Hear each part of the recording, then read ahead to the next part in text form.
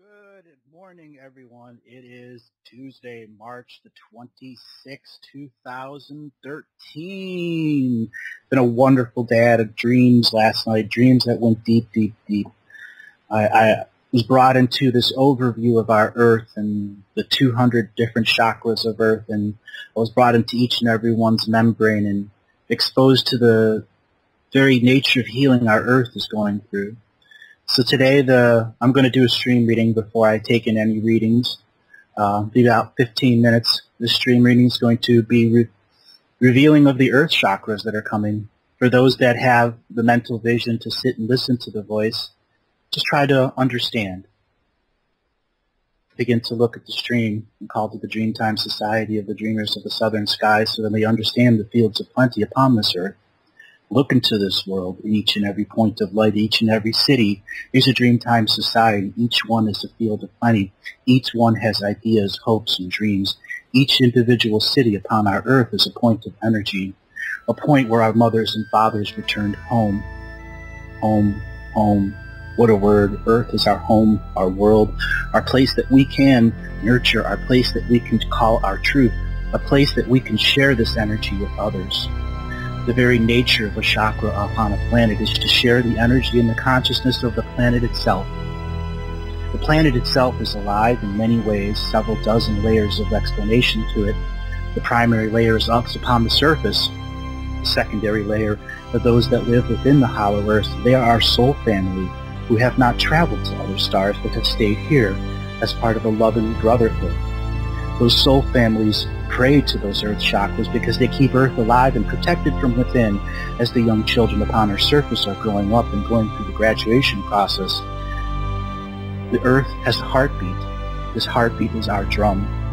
In the very beginning of time, when man was first confronted with the ice mountains, friend Antelope came out of the mountains and came to man, two-legged clan men, and said to them, "Take my flesh, for it is my service to you. You will eat me, for it is my service to this world." Man said, "No, we cannot take your flesh. We cannot consume you." And Antelope went close to the shamans of man and said, "You will eat my flesh, take my hide, and live as Antelope lives." And then man took Antelope flesh, and thousands of Antelope clans became part of that world. To this very day, we are blessed with the drums from the hides of the antelope. And that drum is how you connect to the heartbeat of Earth Mother. That heartbeat of Earth Mother is what is in all of us. When you are a baby in the womb, you hear your own heartbeat and the heartbeat of your mother. That is the true heartbeat of Earth Mother. When one uses the drum to connect deep into their own soul, they connect to the heartbeat of Earth Mother and to their soul family. And from that soul family, Dreamtime societies are understood.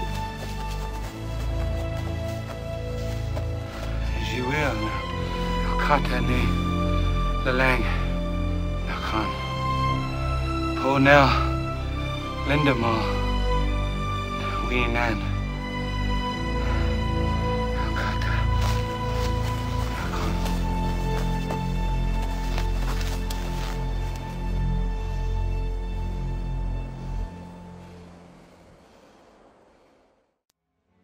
You know, there was an artist, very perceptive, very famous artist back in the first half of the 1800s.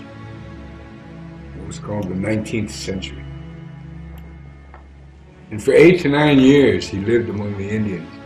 He traveled among many of them. And he got to know them. Like I said, he lived with them. Sometime after 1840, he wrote a book, many books in fact. But I want you to listen to George Catton's Creed. George Catton, wow, what a man. He said, "I love a people that have always made me welcome the very best they had. I love a people who are honest without laws, who have no jails or courthouses. I love a people who keep the commandments without ever having read or heard of them preached from the pulpit. I love a people who never swear or take the name of God in vain. I love a people who love thy neighbors as thyself. Wow. I love a people who worship God without a Bible, for I believe that God loves them also.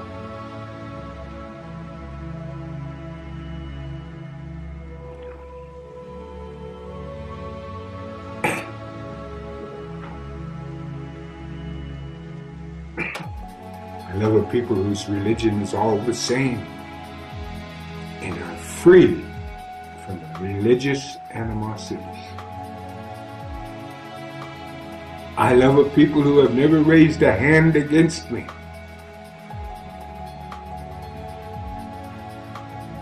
or stolen my property when there was no law to punish either.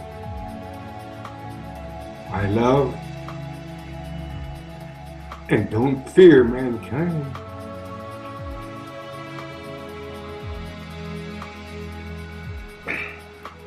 Where God has made them and left them, for they are His children. I love a people who have never fought a battle with the white man, except on their own ground.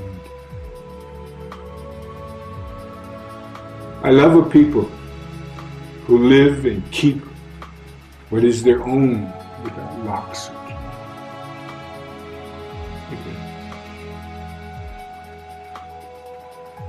I love a people who do the best they can. And oh, how I love a people who don't live for the love of money.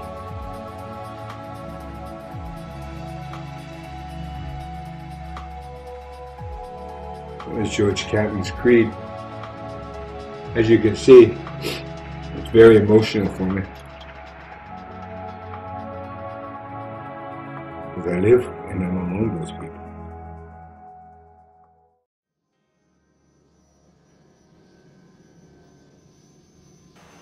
And Earth has always been this point where souls migrate to it, they migrate away. I call it like, you know, the ducks in the winter, you got, you know, the massive flowing flows of ducks going that way.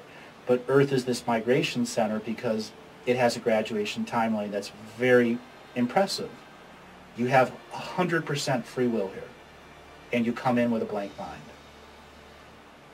It's very important. There are other worlds that you remember all of your past lives. You speak by the time you're 4 months old. We go through this growing process. That's cherished in other worlds. Well, it seems like it could also be a disability if you're being programmed and manipulated and taken over.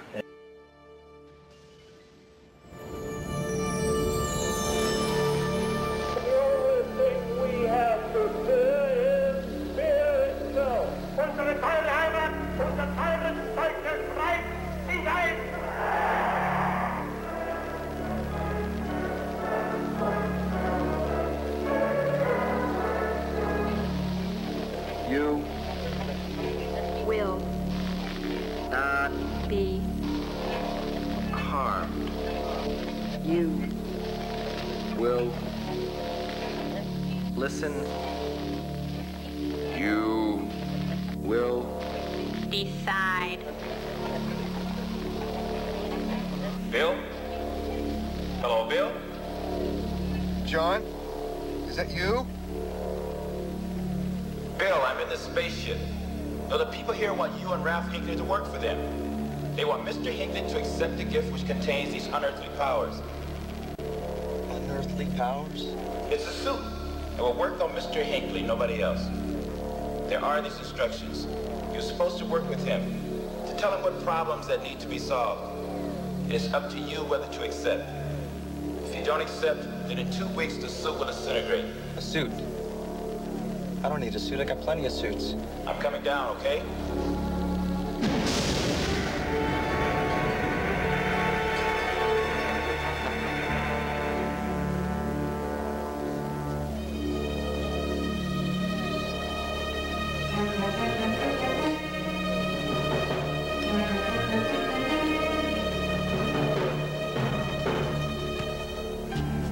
Hey, Bill, I'm gonna put it in the trunk, okay? Okay? Yeah? In the trunk. Whatever.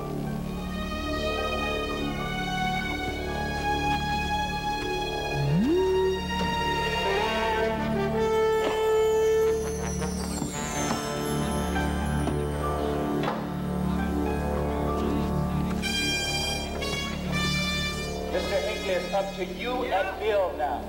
You gotta do this. You gotta take this on. You can change things. Save this planet from destruction. Who shot you? Who did that to you, John? Are you all right? I'm dead. Is that a laugh? Been dead for 6 hours. The ship picked me up out there afterwards. I'm leaving with them. It's a new life for me. Nice working with you, Bill.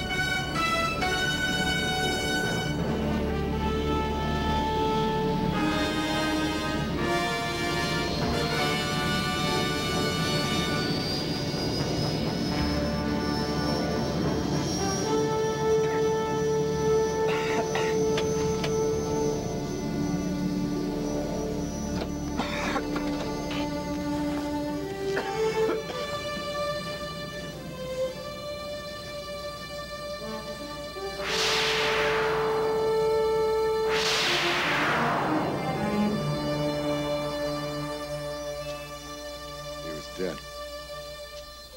I noticed.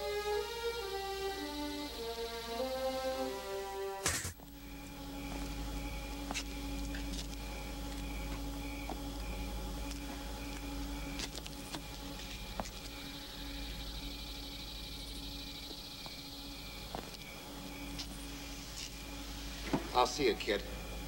Enjoy the package. Wait a minute. What are we supposed to do? You're the teacher. Well, Mr. Maxwell, we have to talk about this. You talk about it. Let them put you in the bug bin, not me. Hey, wait a minute. You gotta at least exchange phone numbers or something. You jerk!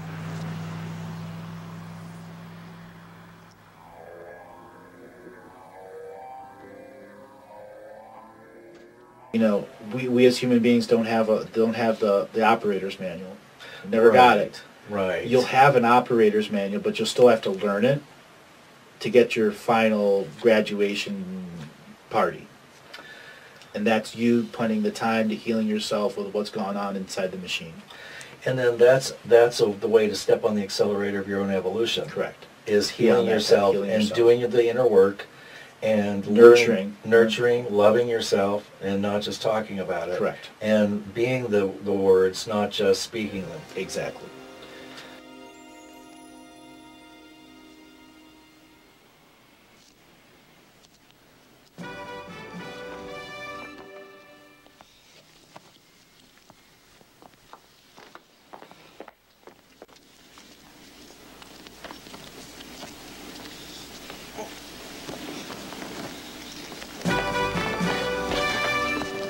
Doing it right. Huh? You're not doing it right. You gotta run like 3 steps and jump with your hands out in front of you. Oh, see, I've never done this before.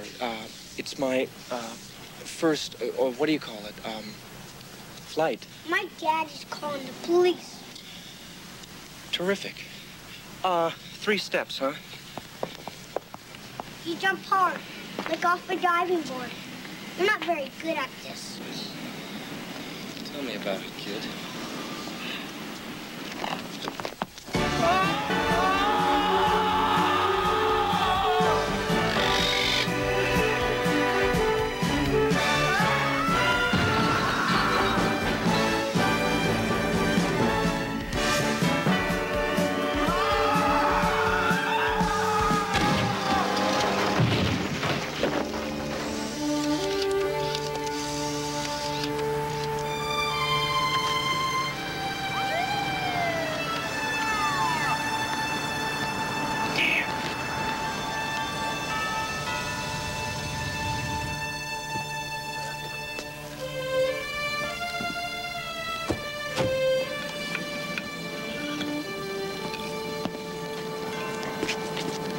got another trendsetter here.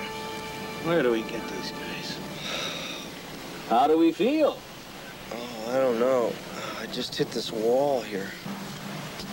It's first of many is my guess. You got a wallet tucked in your little outfit here? I'd like to get some ID. I think I lost it.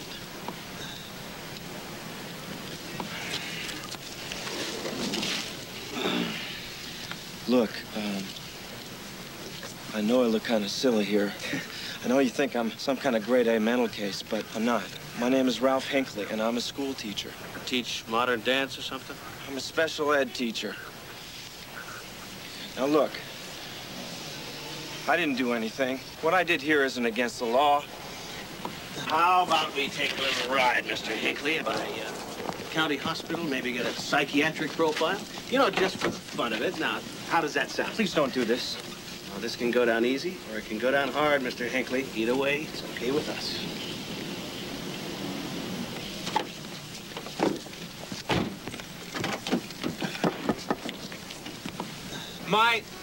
My cape is, Oh, right. Sorry.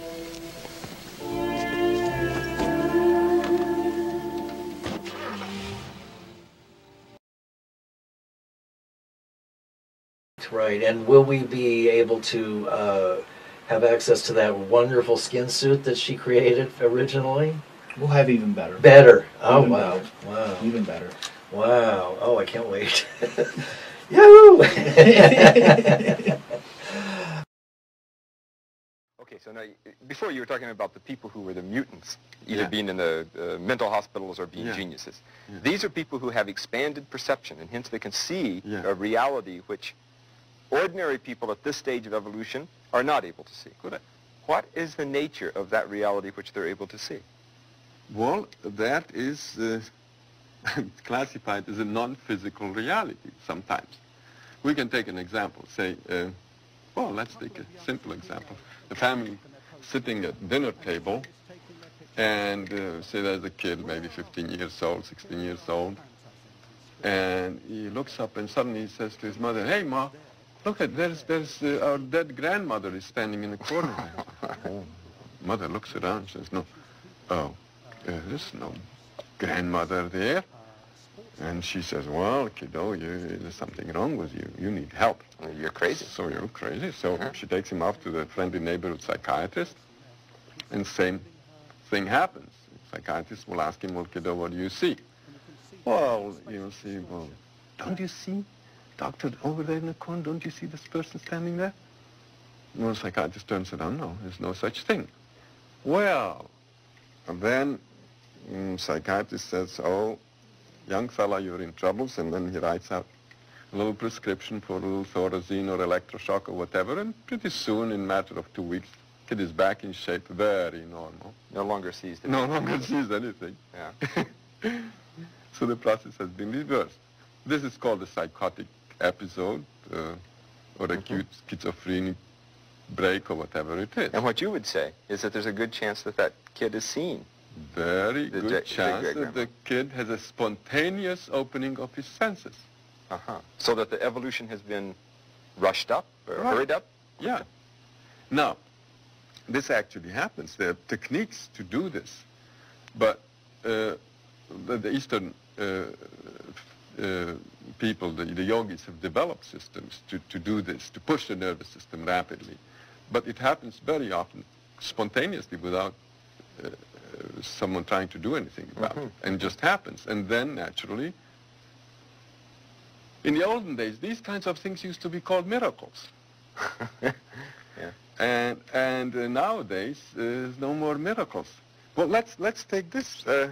That's interesting, isn't it? Because you think of, I mean, what you call the spontaneous opening of expanded awareness. Correct. Right? I mean, that's sort of a lot of words to say something. But in an earlier time, it was called a miraculous occurrence. Yeah. Elevated consciousness. Right. You know, a time of great revelation, of God speaking to you. Now, take like this fellow, St. Paul, yeah? He's going or walking or riding to Damascus in the olden days. And suddenly this big ball of white light descends, and Jesus standing in the ball of light, and he says, "Hey, why don't you lay off of my people and stop doing whatever you're doing and all that? And he's very impressed, and he even blinded, and he falls down, and one thing and another. But anyway, he makes it somehow to Damascus, and there he starts a big campaign, and he talks about his experience and the big public relations thing, and he got the thing going. He got the church built, and the Judeo-Christian ethic came out of this, and bingo, and all the things that, you know, that go with this. So we've got something. Yeah. Now, suppose the same thing would happen, and this fellow, so it's St. Paul, say, is driving down on Route 128. Yeah? Driving down. Route 128 doesn't go to Damascus. Well, it doesn't go to Damascus. It goes to It goes to Dedham. So, okay, so then this fellow is driving, and suddenly this big ball of light descends in front of his windshield, and there's Jesus standing in front of him, and he gets very, very impressed, and his driving naturally gets kind of wobbly. And so, sure enough, there's a cop behind him, and he says, ooh, ooh, you know, and gets him off to the side of the road. And he says, sir, may I have your license and registration and all that? And this fellow is so impressed, and he keeps babbling something about Jesus and all that. And the cop says, well, you must be driving under the influence, right? So he arrests him and takes him in the station. Then what happens is that he comes to the station, and then they tell him, well, he still is under the influence, you see. So they call an ambulance and send him off to the mental hospital. So now the reception desk, they interview him, a very short interview, and the guy puts down in the logbook that the fellow came in with an acute psychotic or schizophrenic episode with religious overtones. That's it. And this is what we did to the miracle. So we took the miracle and we ground it down really to gray powder. So no more miracles. Okay. Everybody's complaining that during the Bible times, on every page of the Bible you have a miracle or two, and now there's no miracles. This is what we're doing to the miracles. We're just flattening them out. And you can better believe that in the shamanic tradition, they've got it. Because when you come in front of the shaman, the true shaman, that's what's going to be dealt with. That's what you're going to be dealing with, is the deconstruction of all of those false selves and shards. You know, they're not going to be dealing with you as a collective entity at that point. They're going to be dealing with you as an individual if you've got it. And they're going to work to remove everything that does not have its roots in selfhood. Now see, we have these very romantic ideas about these shamanic groups, as if, oh, when we talk about the Native American Indians or the Druids or the Ammonists, the holy, holy people, and we still think of that of modern-day India. No, no, no, no, no, no, no.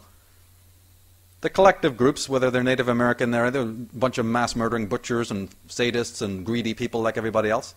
When you're talking about shamanism, you're talking about a very small group, a tribe within a tribe. Same with the Druids. And they knew what the tribe was. Bickering, lost, contradictory. The shaman is a very different being. He's not part of a tribe. You see, he's part of the earth. He's part of something completely different, a brotherhood of men like himself, or women like himself. So that has to be dispelled as well, this romantic idea that all the ancients had something, you know, wonderfully glowing about them. Not so. These people had their job was to monitor the pestilence even in their own tribes. The dynamics, the unhealthy dynamics there, that was the first priority of the medicine man. Earth, when it was first rolled out as the seventh dimensional galactic seed planet, its purpose was to have these chakras on its planet that are called wombs, W-O-M-B, like a woman's womb. Mm-hmm. There, anyone that lived above the womb chakra, their sentience would be influenced to create DNA, wisdom, through interbreeding with other species, through scientific or spiritual creations, thus Lemuria and Atlantis, where the societies returned to Earth's original purpose while it was in a light part of space where sentience was expanded, knowing full well that they would come into the denser and denser part, and the breeding of souls that were coming in was outweighing them, because the invasion we have is a spiritual invasion. It's always been that way. The dark forces have always known, technologically wise, they can't win, but they figured out a way to manifest energy bodies and force incarnate souls into our world that aren't soul family with us, and to the point they created enough breeding population to make an anchor population for more and more to come in at a faster rate than the good. So, in a sense, Earth has become like a breeding ground for domination and control of the rest of the galaxy. Because of the chakras, the womb chakras here. We have 200. Okay. And that is unique and beyond unique. There are other planets out there that have womb chakras, but they all have 3 or 4. Wow. Okay, we have 200. Wow. Schools and centers for learning were closed, and works of art and imagination were especially frowned upon. Hundreds of beautiful temples were leveled to the ground, and monks were assigned to defile the ground with their excrement and prevent anyone from rebuilding. Okay, this is how fanatical it can become. So we're doing good, okay. You know, the world has already seen worse. Helen Ellerby, in The Dark Side of Christian History, she says something incredible. Gregory the Great, talking again about the same Gregory, condemned education for all but the clergy as folly and wickedness. So, I mean, they don't mind if it's for a few of their insiders. He forbade laymen to read the Bible. He had the library of the Palatine Apollo burned. And he said, lest its secular literature distract the faithful from contemplation on heaven. So we can't have books. We can't have learning, but we can have faith, and we can have belief, and we can have blind obedience. Sure. She goes on to say that after Christians had spent years destroying books and libraries, St. John Chrysostom, the preeminent Greek father of the church, proudly declared, and this is a quote, "Every trace of the old philosophy and literature of the ancient world has vanished from the face of the earth." You know that I work a lot on writing about the Druids and the loss of the Druidic colleges, and people just cross their arms and go, "What Druidic colleges?" Okay, let me quote this again then, just in case you didn't get it. "Every trace of the old philosophy and literature of the ancient world has vanished from the face of the earth." That is what I mean. They're proud of it. Amazing. They did it. They unleashed the hordes. Christians tore Hypatia to pieces. A woman who said, "Think for yourself." The Alexandrian prophetess. It was a Christian group that burned the Romans first and the Christians. This thing that we know as Christianity, this cult, couldn't survive if there was the old philosophies. Sure. Of the Druidic shamanic way that says all men must know selfhood. That if you're going to come to our round tables, and if you're going to come to be a key part of society, we don't want you to be a faceless, soulless minion, dribbling nonsense. We want you to be a completely sane, rational, enlightened, focused, naturally empowered person. Forget about heaven, study nature. It's in front of the universal force is already put before you, your greatest textbook. How can you be blind to that and then tell me you've got sanity? How can you abstract into your own mind, like the Eastern guys are trying to tell you to do, you see? How can you abstract from the world and think that it's evil when you were born into it in the first place? Look at the contradictory, type of stuff that's going on here. The Vatican was part of the creation long before it, yeah. All of the current top religions were created well before the Vatican. The Vatican is just the management system. That's it. It's just a managing system. Okay? I know. Take the religion out of it and just look at it as property management. Yes. That's what the Vatican is. Property management on a global scale. That's right. Sacred space, property management. Oh, yes.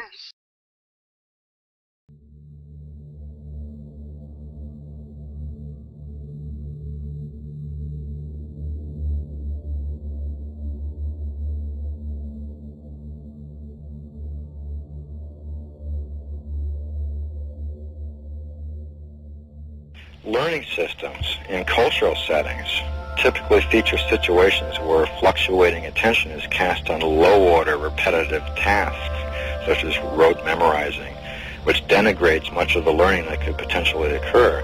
These methods of learning in our educational system, more like conditioning, are held in high esteem in human existence.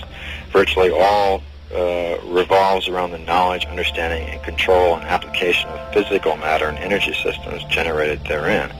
This dominant yet artificial and limited system of learning operates entirely through input from the five senses and has the effect of eliminating the last vestiges of identity and self-cognition from the individual.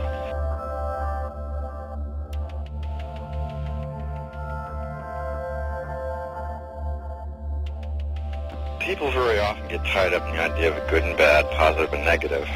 But what they're there for, being part of one thing, is for timing.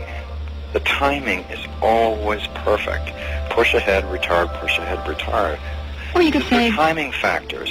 You say that's how we walk. You know, one foot rests while the other one moves, and that one rests while the other one moves.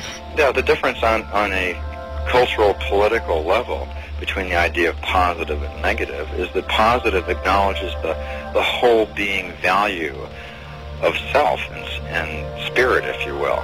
The negative polarity attempts to replace that with ego aggrandizement, okay, for security, sensation, and power. And that's exactly what all the media and all the cultural programming and everything circulates around, is aggrandizement of the ego, or the alter ego.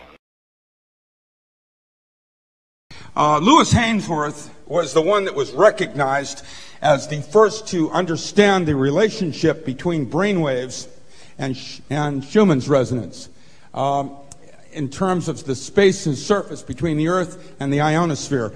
By the way, my wife's website is Ionosphere, so you'll find her website even as interesting, or even more perhaps than even my own, since she's in a broader category with Jungian psychotherapy. The electromagnetic field surrounding the Earth forms a kind of new body, which I will possibly suggest is an entity that we have yet to talk to and talk about. But it creates a form with solar winds, and the way they create it creates a special frequency of Earth, which is unique for the migratory pattern of birds. When I was 8 years old, I used to keep pigeons as a small boy in Manchester, England, where I grew up. And I used to take the pigeons about 5 miles away on my bicycle and release them. And I noticed that the birds flew around once or twice in a circle and then headed for home across the horizon. And as they went, they zigzagged all the way until they got home before me, of course, because I went back and they were already home. And I began to question, how could a pea-brained, or a bird with the size of a pea, find its way home over such long distances? I had to wait another 12 years after that until I went to sea in the Merchant Navy in England as a radio officer. And I was standing on board, standing in the wheelhouse on board the ship, and we were in a storm. And every time a wave came over, the ship went to the left, and I noticed the gyro compass would skew around, and then the rudder at the back would go the opposite way, and the ship would come back on course. And when I looked at the course recorder, I could see the course recorder was following a zigzag. So it seemed to me that the pigeons must be sensing the magnetic field, just like the gyro compass was sensing the movement of the ship. Our heart rate over the last, centuries has evolved to have a length between the aortic arch and the heart, and we'll show that in another slide shortly. Here, I'm not even sure. This shows the resonant patterns between the heart and the brain wave. What's happening is this sets up a standing wave that hits the aortic arch, and it creates a secondary wave, which turns out to be precisely that of Schumann's resonance, and that's pushing against the temporal lobes, creating brainwave patterns. And this is how that works. And it's related to the Earth and its unique frequencies. Obviously, the planet Neptune would have a different frequency than Earth. Earth is quite unique. And I will remind you that despite what other people are saying, it is not changing. At least not at this point. The frequencies were all about Dr. Schumann's calculations of the Earth's ionospheric cavity, and the geometry, the physical geometry, is what determines these frequency bands that we're at. And they correspond precisely with the fact that the body can be seen as an antenna with a giant crystal on the top of it. It's actually full of amorphous semiconductors, liquid crystal phases, other forms that allow the brain to constantly be changing. We're going to talk about that next as the non-local mind.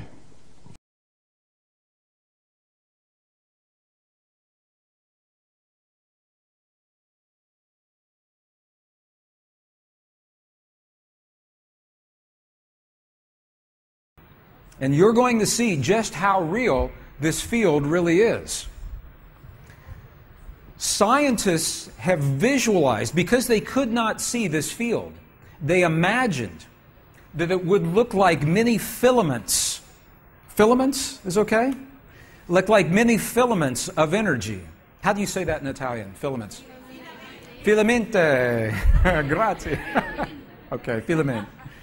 So they imagined it would look like many filaments of energy if we could see it. But scientists could not see it until recently.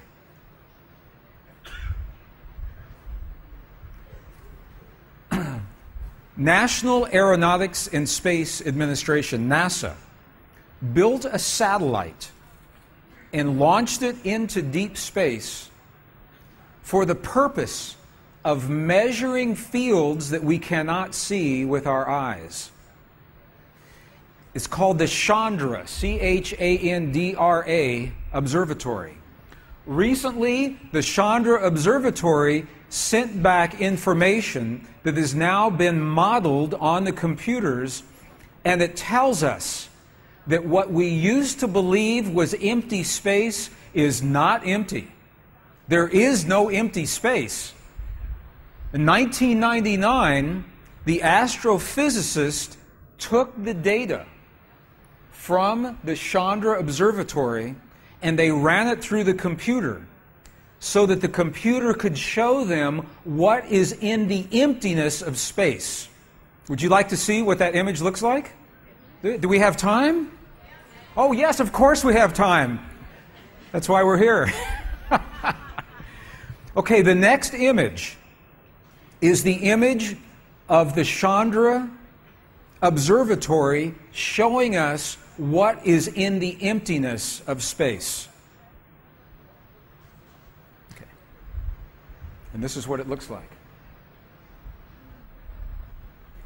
The bright spot that you see in the center, that is the center of our universe. And we are out here somewhere.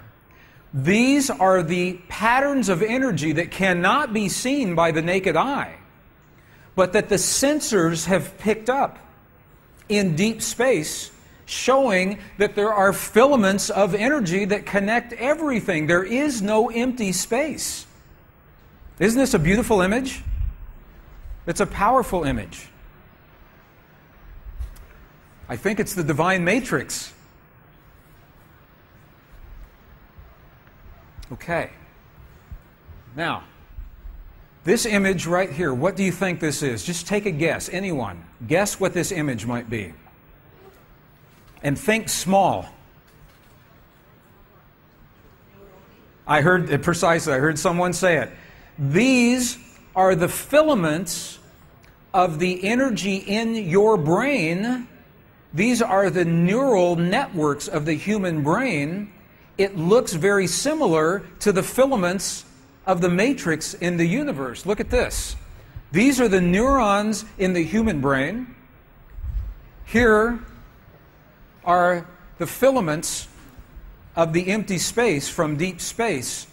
And it brings to mind, as above, so below. They are very, very similar. And the question now that scientists are asking is, do we communicate with these fields of energy through these fields of energy? And I think that's precisely what we're seeing. Precisely what we're seeing. I think these are very powerful images. This is, to my knowledge, the first time we've been able to see the energy that is believed to be empty space. And we know that it is not empty. As above, so below. Plate in the skull.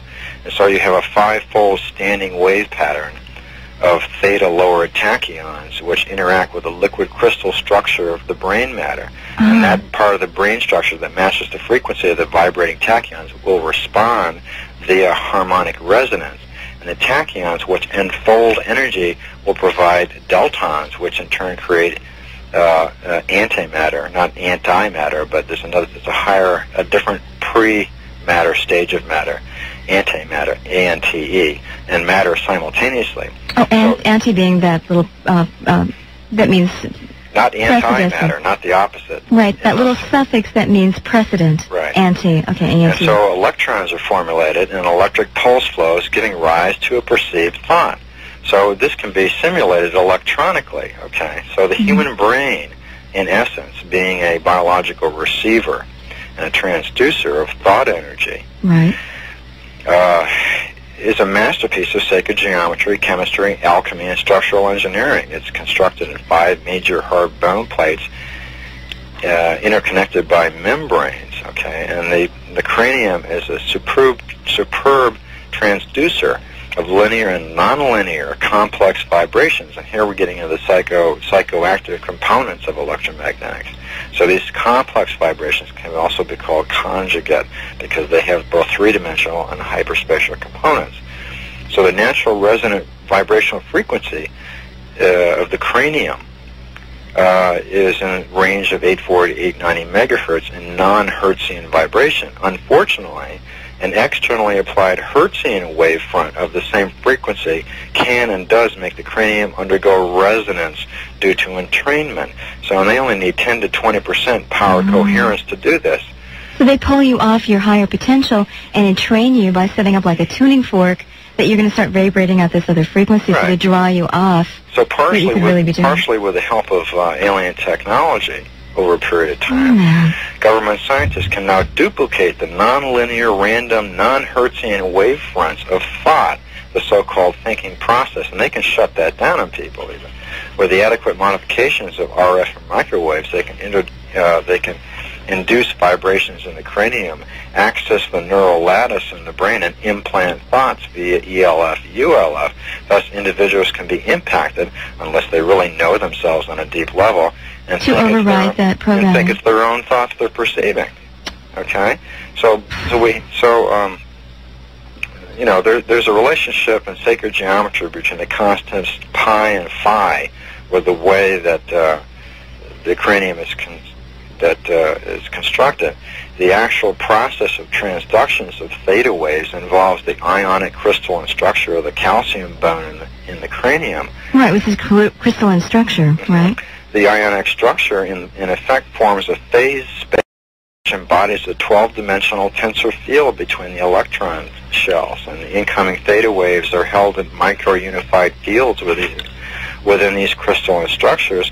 Resonance is established and theta waves come down into mass whereupon electrons are generated. That's why copper has an effect on some of these, because the molecular and atomic structure of copper has a tetrahedral structure which actually has hyperspatial components. And this is why copper is an effective shield against certain hyperspatial and electromagnetic things. There's some things that you can do, I guess, to deal with it on that level. On that level, yeah. You can tell us what they are? Well, again, it's just briefly. Again, it has to do with basic, you know, some of the devices that you're talking about. You know, I suppose in terms of consciousness, if a person has a belief structure which supports that, then... Oh, I see. So you can activate your own, belief structure. Unknowingly, when the device really has nothing to do with it. It's the fact that you're focusing your consciousness. Right. That's the same function that people, when people externalize their higher element out there and call it something else of a higher nature, when in fact it's themselves, and when they address it, when they focus on it, they really don't realize what they're actually doing. I see. See, there's a lot of different things that are going on simultaneously. And if you're really not aware and you don't understand the whole picture, they're going to get you coming and they're going to get you going. Indeed. I joined my first ship. It was in February 1970. We sailed down the Manchester Ship Canal, and I began to notice behavioural changes in the crew. When we went north to south, they were quite happy, but when we started going east to west, they all started to argue. And I watched this over the years that followed, the 12, 13 years that followed, and I started to analyse the behaviour of the crew and consider what might be making their behaviour change as we moved from left to right.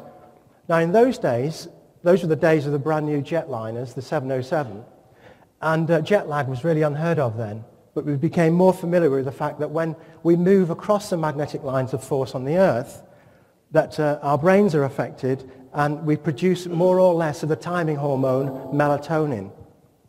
Since then, we've come a long way with understanding how the endocrine system, hormones, work. What we have here is the sun actually doing a discharge.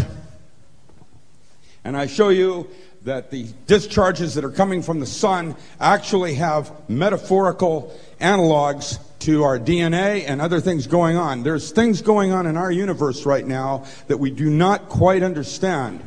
And I'm going to be semi-speculative in trying to offer inferences. The actual discharge was photographed is precisely the DNA. And so I thought you might find this very, very interesting to note. I became very interested in astrology, or the determination of personality. How could the astrologers, as the astrologers say, the stars affect a human being? Well, being rational and logical, I decided it's got to have something to do with the genes. It's got to be in the genes. There must be a scientific explanation for all this. After all, I'd seen the effects on board ship. So I guess I was born at a lucky time, because there were many changes in scientific discoveries during the 70s and 50s, 60s, 70s. Many scientific discoveries around the time. One of them, for example, in 1957, was the discovery of the Van Allen belts, the belts of radiation that encircle the Earth. And James Van Allen, the American engineer who worked at NASA, discovered these in 1957. And we now understand that these belts absorb the radiation from the sun and protect the Earth. In 1961, the next development came from Mariner 2 spacecraft. And Mariner 2 spacecraft sent back signals of particles that were being detected from the sun. At the time, we couldn't understand what they are, but now we're familiar with them. And the sun, it was seemed, was spinning and sprinkling out particles towards the Earth. Positive particles for 7 days, negative particles for 7 days, positive particles for about 4, and then we get some mixture here of both. And then another sector of particles. Now these particles, the positive charges are the nuclei of the hydrogen atom as we get nuclear fusion in the sun.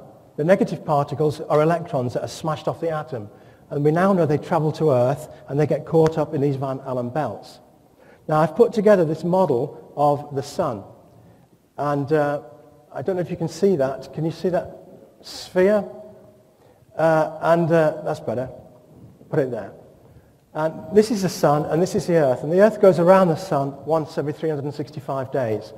We now know that the sun has 4 bubbles of magnetic field around its equator. 1, 2, 3, 4. And it has a north pole and a south pole.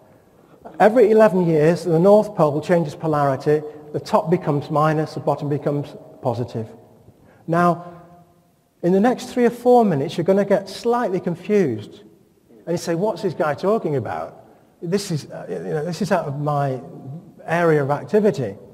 I need to go through this process just for a few minutes, and then you'll understand why I want to confuse you for a few minutes. So let me make it quite clear. Now, what I did was, in 1989, while working at Cranfield University, I had a question of,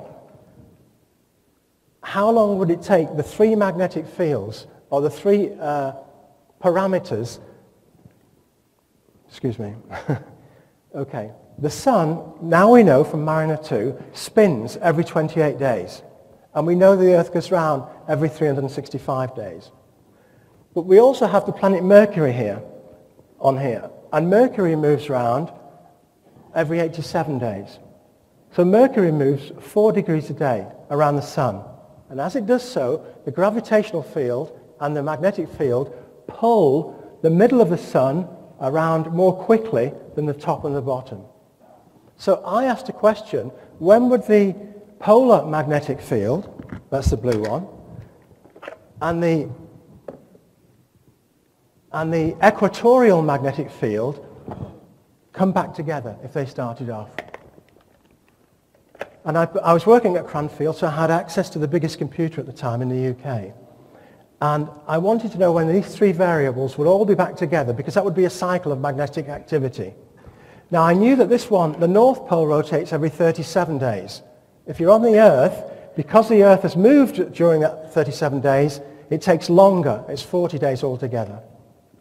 The equator goes round once every 26 days. But if you're on the Earth, it takes 2 days longer to line up 28 days. So I thought there had to be a way of calculating when these two magnetic fields and the Earth are all in a line again. Astronomers said, this is impossible. You've got one magnetic field there and one magnetic field there. How can you describe the sun's magnetic field with regard to the Earth? It's impossible. So I thought about this, and I thought, well, it's not impossible, because I know every 87 days they overlap. The pole is overlapping the equator every 87 days. They're both moving, but every 87 days, the North Pole overlaps the equator. So I thought, if I close my eyes for 87 days and only open them after 87 days, they will both be glued together. And if I close my eyes for 87 days again and move them around, in 87 days they'd both be glued together, but in a different position. In a mathematical sense, this is differentiating the polar cap with respect to the equator. It's called, Isaac Newton invented differentiation in calculus. So this is what I applied that to, but with rotational variables. And I was able to put a graph together. Once these two were glued together, I could then make a graph of the sun's magnetic field in regard to the Earth. And the results were very interesting.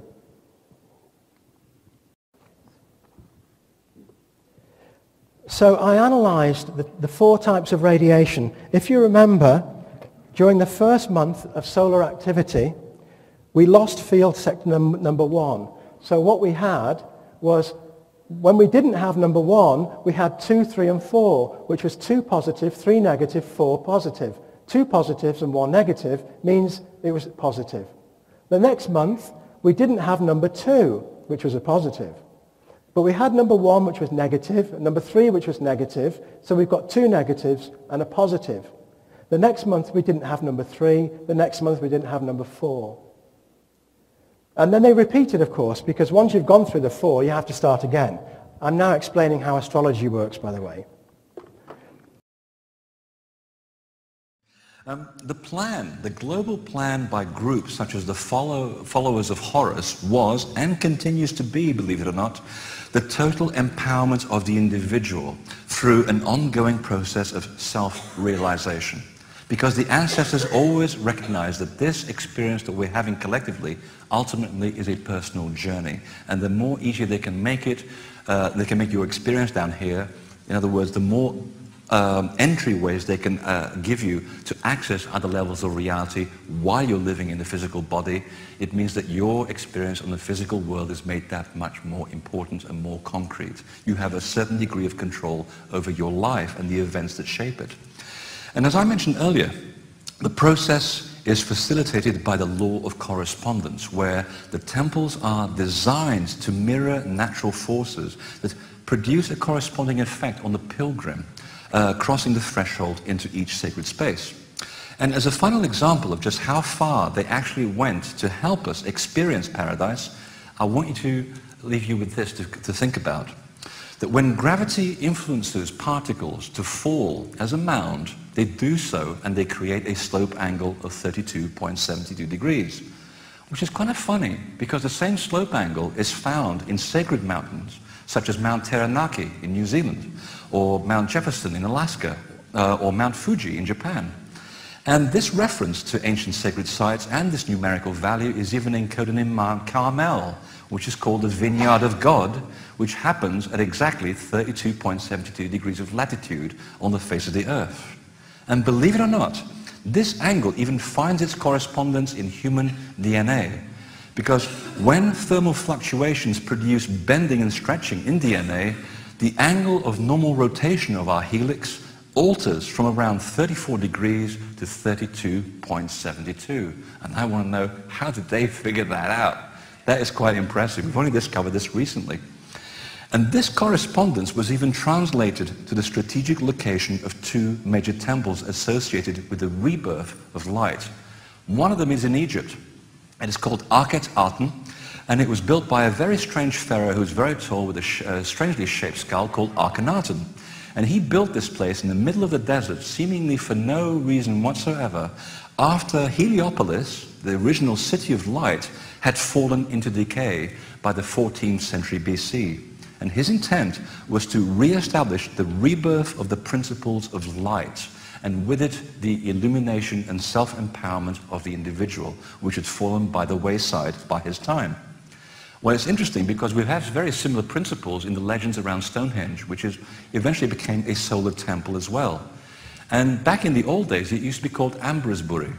And it's a Egyptian-based name because an ambra basically is an Egyptian name for an obelisk. And Ambrosbury it literally means an enclosure of obelisks in its original name. And we have now dated the origin of Stonehenge. The original holes have now been very accurately dated to 8,000 BC. Now that puts the formation of Stonehenge squarely in the same period as the followers of Horus, which are the tall builder gods, those giants that lived in the graves that we still find throughout the British Isles. And the correspondence here between these two places of light, between Kt11 and Stonehenge, linked to the exact physical North Pole of the Earth, reveals that 32.72 degree correspondence that also exists in human DNA. It's quite profound. A few years later, in 1982, a Professor Ian Nicholson in England discovered that when the particles leave the Van Allen belts, when the solar particles impinge upon the Van Allen belts, the particles go up and down from North Pole to South Pole every 1 second, and the magnetic field on the Earth varies, it modulates. And just after that, in 1989, Dr. Ross Adey, who was President Reagan's medical advisor, discovered that, a team at the Naval Institute at Bethesda, Maryland, discovered that magnetic fields in the overhead lights were causing genetic mutations in their test tubes. So here we have a mechanism whereby particles leave the sun. There's 4 types of radiation. Every month we get number 1, number 2, number 3, number 4. 4 different types of radiation. Those particles travel to Earth. The magnetic field on the Earth changes to either a number 1, either a number 2, or number 3, or number 4. When the sperm enters the egg, the magnetic fields from the Van Allen belts shake up the genes in the egg as it's developing. And what we have then, because we've got 4 types of genes, we have 4 types of personality.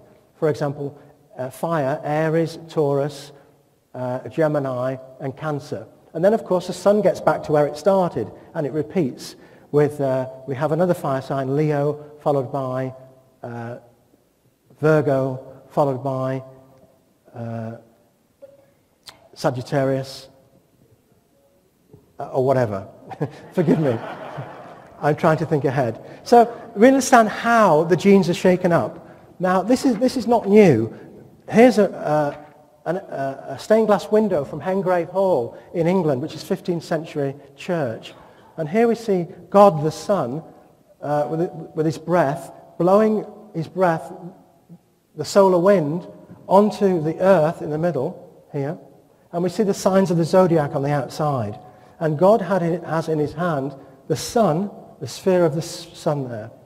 So what we find is that even around 1450, 600 years ago, the ancients understand how the solar wind affected life on Earth and created the 12 types of personality. The powers that were are trying to, have been trying to suppress this, both by putting stuff into the food, water, electronically, and otherwise. I mean, look at the cellular telephone system, for instance. 840 to 890 megacycles. That just happens to be the same resonant frequency of the human skull. These people know what they're doing. My understanding of what you're saying is that there's a conscious and deliberate attempt to to weaken us by creating this electromagnetic pollution. Yes, but that's one aspect of it in the environment. The other aspect is direct, purposeful irradiation of the populace on certain frequencies to manifest physiologically through the different fields surrounding to the body.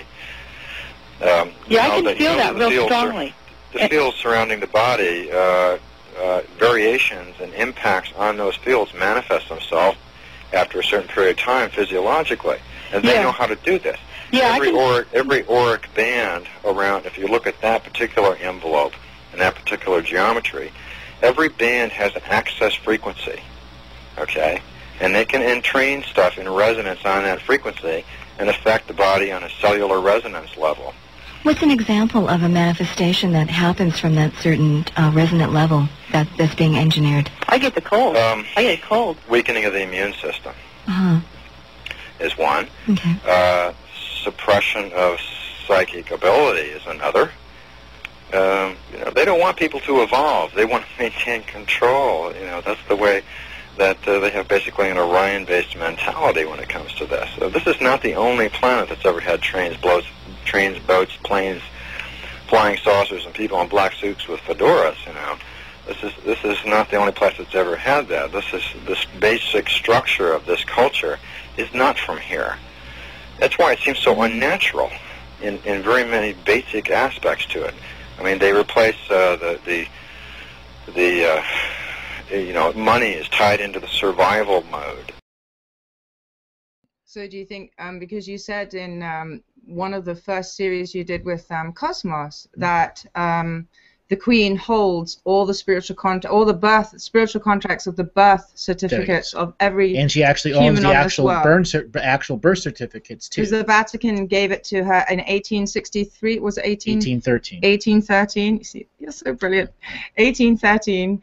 And they basically gave it over to the monarchy. So the Queen actually holds all the birth certificate spiritual contracts from all of us. And the physical birth certificates. That's what allows the Bank of England to fund the asset-backed currencies, or non-asset-backed fiat currencies from the Bank of International Settlement, which is all interwoven with spiritual contracts. Because the Bank of International Settlement, which was based off of future gold earnings and physical earnings, and the actual physical energies of those that we're going to be putting into the War Powers Act, all went to this one national settlement area, and then the corruption started selling it everywhere, selling the debt to whoever they wanted to, because they could literally create money out of thin air. To tie it into the survival-based areas of the brain, and they've really got everybody on a hook here. So in a sense, when you hear people like Peter Russell who say, look at the way that cities manifest and grow, it looks exactly like a cancer cell. Quite literally, you're saying it's like the Earth caught a virus and it's starting to take over, or it took over. Well, again, and reproduced itself. I mean, you could say metaphorically in a sense.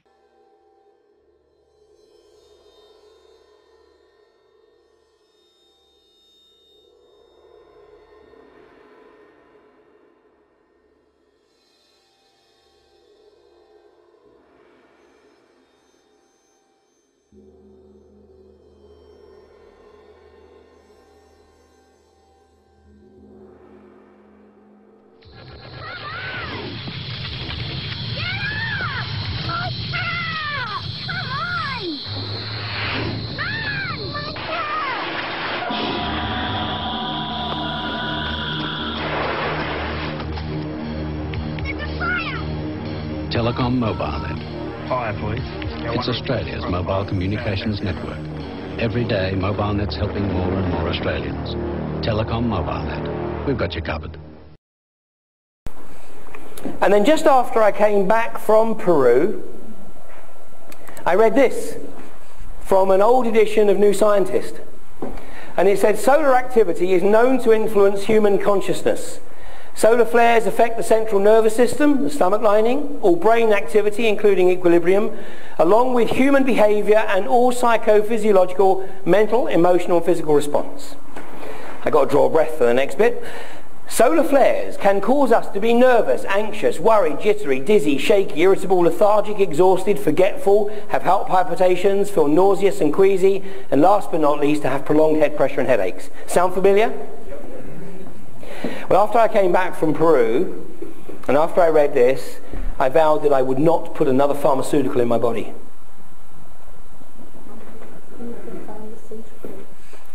Because the pharmaceuticals, remember the placebo group?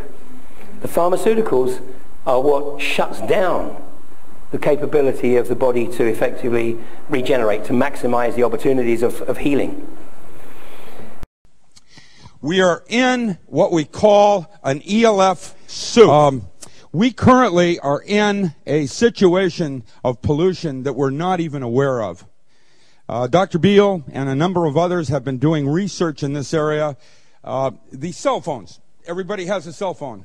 It turns out that not only are the people using cell phones at deep risk with the cell, doing an uplink broadcast right next to their brain, but there is a secondary smoke issue.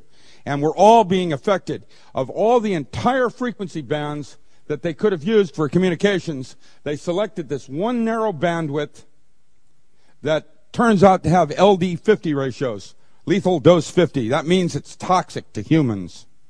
Good, your translations are working now, good. The problem is cell phones are to help eliminate the masses. And I won't carry a cell phone. I'll only use one in an emergency because it's like carrying a loaded weapon that you spin the barrel and you take a chance. Plus, the frequencies around us are squeezing us in such a way as to create a terrible, terrible environment of pollution. Much, much worse than the gases and emissions from wood pulp industries and the things like that. It's terrible what's happening right now. And I'm speaking now as the person that did the original research in these areas, and I'm trying to tell you that we're at extreme risk, and you're not even aware of it because you're not conscious of these kinds of pollutions like you would with your nose or your eyes, where you can see it or smell it. For the mobile, thank you for switching off your mobile phones this evening, ladies and gentlemen.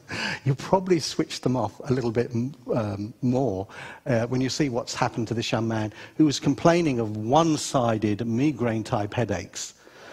Constantly, there, a young man with his phone almost like surgically cleaved to his face. And here is producing, this is the normal energy from the brain, but here, the auditory centers here, right side, producing this mucky, brown, treacly stuff. And just to show you, it was affecting here, the back of the brain as well, where he was getting a lot of symptoms, including his eyesight sometimes getting blurred. And that is the normal side of the brain, where the telephone wasn't. So we can pick up the effects of almost any negative or positive force on the human energy field as and when it happens in real time. And then, as we showed in the trailer, highly recommended works of the psychologist Thomas Szasz, The Myth of Mental Illness. I emphasize these people because I believe it's monumentally important when it comes to solutions. And what I'm going to say now, you should listen to like you've never listened to anything else in your life. Because it's very, very important for the people you know, for yourself, and for the people that you're going to meet every day, especially in the coming years. Because everybody's talking about breakdown, everybody's talking about losing the thread, everybody's talking about their depressions. What happens if those depressions, if those feelings of futility, anxiety, whatever, are the closest you or that person have ever been to true selfhood? But that part of the mind, conditioned by all this pestilence that we've been talking about, is making you think that it's not. What happens if your depression is your best friend and your greatest teacher? And we went into this in the 2012 talk in Los Angeles, mentioned it in brief. What happens if your tragedy, your pain, your anxiety, your angst is the closest you have ever come, or that person who's giving you those problems, that laundry list of how they can't handle it, can't keep the job, can't keep the marriage, as if that's all normal? They can't find the harmony and the normality in an abnormal, deeply sick world?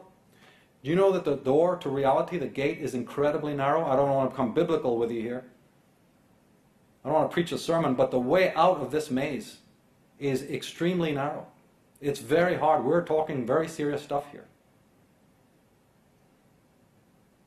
And we have to turn around, right, and re-examine a lot of what we've been told, even by a lot of the psychologists and the doctors and the so-called experts.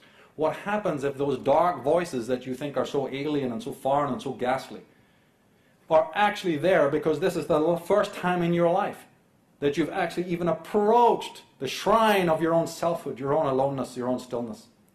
But the chorus of all that other stuff and all the chorus of the experts has you completely thinking the opposite. And so it's big pharma now, and it's drugs, and it's futility, and it's even suicide. Or it's immersion in all the other falseness of the world, thinking that you're now returned to sanity.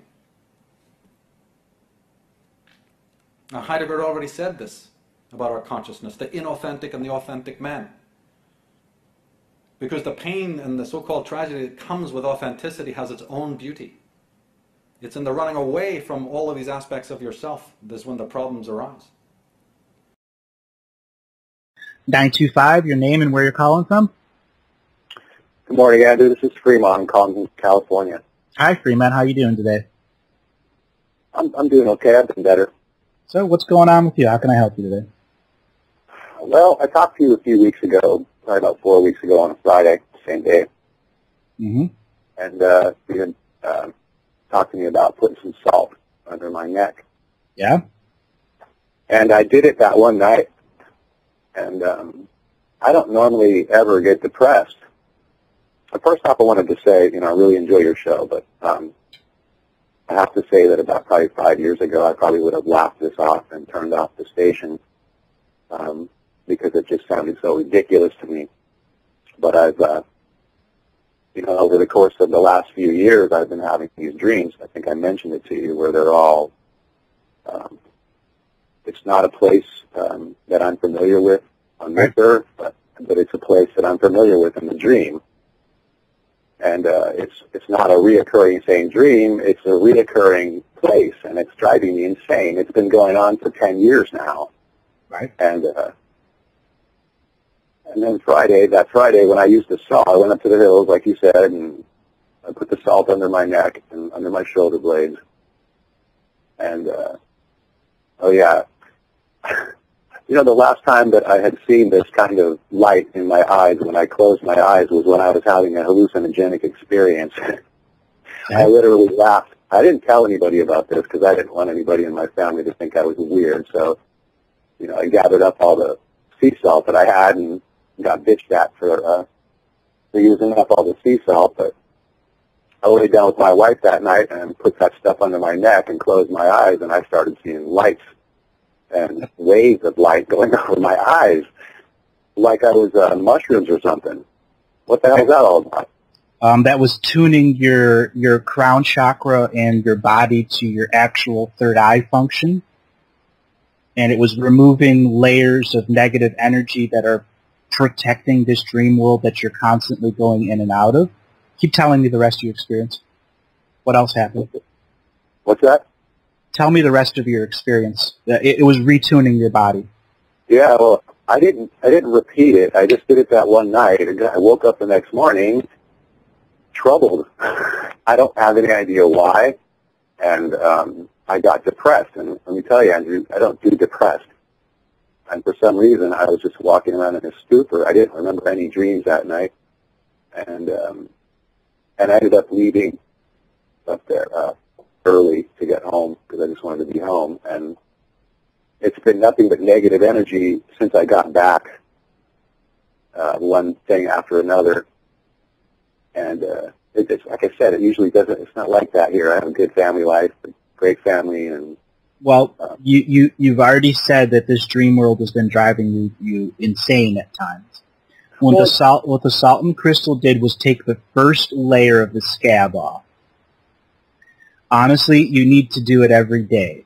And the reason why I tell you to do it every day, there are several layers. You've picked this scab many times it's going to scar spiritually. And the salt is helping you understand that there were previous depressions in you were fully unaware of. And these were creating the energetic link to this dream world to lock you in that position so you wouldn't have a spiritual awakening. The depression is your body and your ego saying, I will not give up control. because you all of a sudden had a second of control when you saw those lights. Interesting. I'm really, really serious. If you're experiencing all of this, you need to take it to the next level. You'll need to put one on your tailbone, too. And you may need to spend at least an hour with it every day or fall asleep with it. There's so many layers to your dream time here that the first layer to understand is when you were a kid, you were actually psychically attacked multiple times. And that's why you created this dream world, so that they couldn't attack you anymore. And the depression is left over from a childhood who had to be alone in his dream time when he should be communicative and cognitive of the rest of the dream world. Wow. Okay, well, I had an out-of-body experience when I was a child, so that's the only out-of-body experience I ever had. It was like a, what do you call it, night terrors. Yep, I know. Yeah. So, and since then, actually been looking in this dream, the reoccurring dream, I've been trying to see myself in the dream, and the most I can see is my feet. Right. So, yeah. It's really a common experience for people to see the white sparkles, and if you're really adventuresome, you can take it to the next level, and that next level is to have one on the back of your neck and then put one over your eyes. For every layer of negative emotions, there's 7 layers of positive emotions, and for every 7 layers of positive emotions, there's negative emotions. So when you right away saw those sparkles, and then afterwards were literally depressed, because you had so much positive energy from the experience, when you awoke the next day, your body's rhythms were off. So off that the controlling autopilot that gets you done every day said, I must return home. I have to go home. So it was like you were programmed to return home to get to that energy, because the first layer of the scab had been cleaned and put antiseptic on it. And ultimately that means you would have had a free dream time if you had continued to do this process. And your body had been so traumatized from the previous experiences, it's saying, no, I'm rejecting this, and that's why the depression came on. It's literally because you had such positive energy out of it. And the body makes an opposition to that energy, especially when you go to heal. I'm glad that you called and shared this with us, and I really, really recommend that you put one over your tailbone, too. I will. I actually got the salt out last night and set it next to the bed, and I didn't do it. And I thought if I didn't do it, I was going to have to call you this morning and give a chat. So what was going through your mind when you said didn't do it? Were you afraid? Maybe afraid of getting ridiculed by my wife, or, I don't know. It just seems to me, I've been so closed-minded all these years. Like I said, 5 or 6 years ago, I must have started having a spiritual awakening and realizing consciousness, and that all things have consciousness. And I mean, I can't even explain it. It's so amazing to me.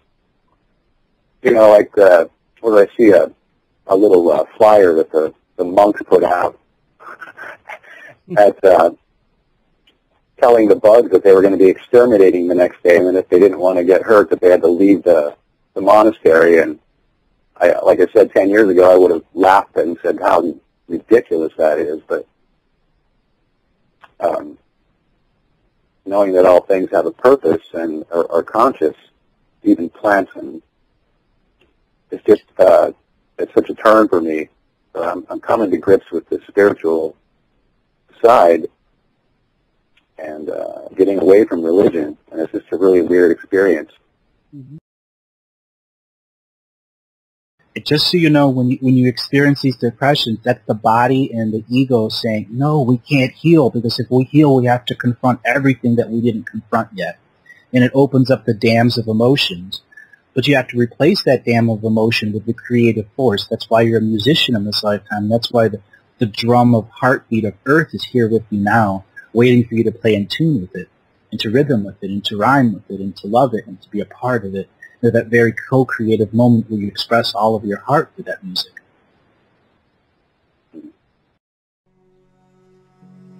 I have taught you to blend with every attack, absorb your opponent. When water is poured into a vessel, it becomes the vessel. But the Hashishin are not common warriors. The old man trains them to enter the shadow's self, the demon self. That is their art. How does one absorb such darkness and yet return to the light? Especially one unsure of his place in the world. If you seek and find the assassins, you will need to become the vessel. If you don't go deep enough, they will smell you and kill you. Go too deep, and you will not return from Eagle's teaching. What marks the balance? Certainty of self. I do not go for myself, Sifu. I go for my father. Ride beneath the skyline. The Hashishin do not wish to be found. They will find you.